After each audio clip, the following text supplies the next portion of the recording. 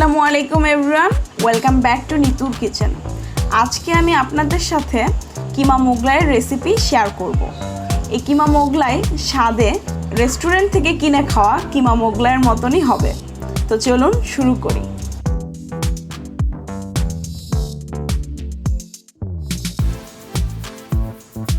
এর জন্য প্রথমে আমি ডোটা তৈরি করে নেব। এখানে আমি 1 কাপ ময়দা নিয়ে নিয়েছি। স্বাদ অনুযায়ী লবণ দিয়ে দেব। 1 চা চামচ তেল দিয়ে একসাথে মিশিয়ে অল্প অল্প করে গরম কুসুম পানি দিয়ে দেব। পানিটা হাতে সহ্য করা যায় এরকম গরম দিতে হবে। এই মোগলাই তৈরির জন্য ডোটা শক্ত তৈরি করে নিতে হবে।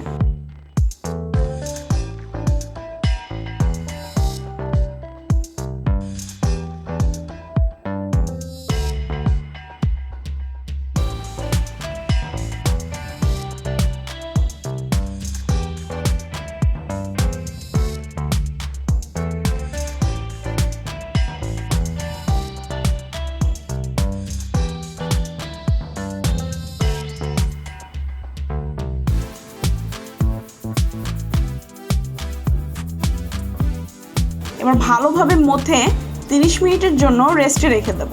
এরই মাঝে আমি কিমা মোগলাইয়ের ভিতরের পুর তৈরি করে নেব। এর জন্য একটি প্যানে সামান্য তেল গরম করে নেব। তেলটার পরিমাণ খুবই সামান্য দিতে হবে। কিমা করে রাখা 1 কাপ মুরগির মাংস দিয়ে দেব।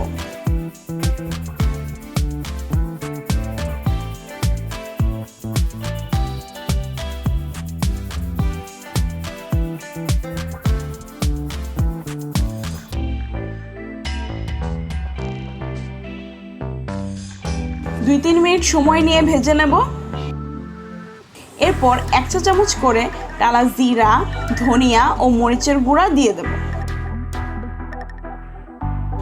স্বাদ অনুযায়ী লবণ দিয়ে দেব।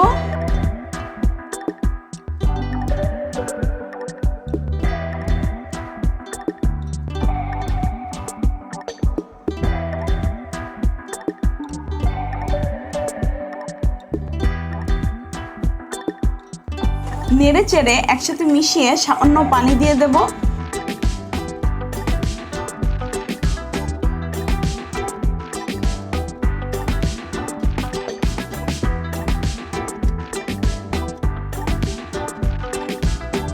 এরপর 1 চা চামচ আদা ও রসুন বাটা দিয়ে ঢাকনা দিয়ে ঢেকে দেব 5 মিনিটের জন্য। পেঁয়াজ এবং কাঁচামরিচের ক্লিপটা আমি হারিয়ে ফেলেছি, তাই আপনারা 5 মিনিট পর ঢাকনা তুলে এখানে পেঁয়াজ ও কাঁচামরিচ দিয়ে দেবেন। এবার মোগলাইয়ের পরোটাটা তৈরি করে নেব। সামান্য তেল মেখে পরোটাটাকে খুবই পাতলা করে বেলে নিতে হবে।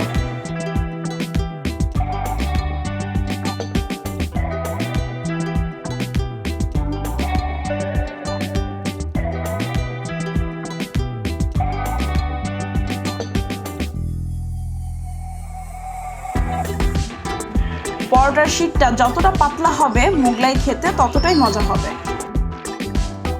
এরপর মুরগির কিমা দিয়ে দেব।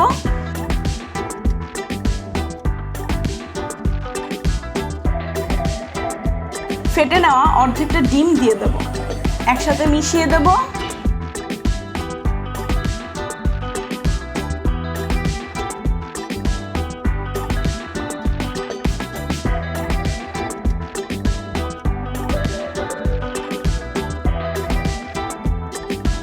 এখন উপরে কিছু আস্ত কাঁচামরিচ, পেঁয়াজ কুচি দিয়ে দেব।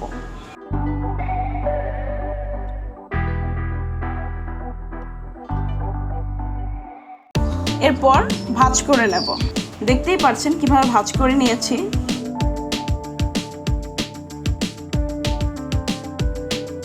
এরপর একটি প্যানে তেল গরম করে নেব এবং তৈরি করে রাখা মোগলাইটা তেলে ছেড়ে দেব।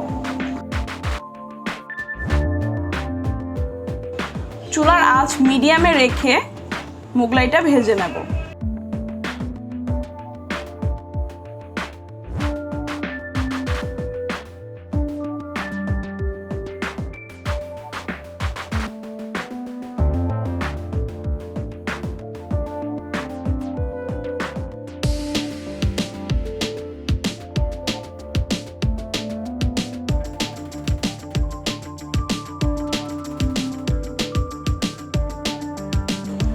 তৈরি হয়ে গেল কিমা মোগলাই পরোটা।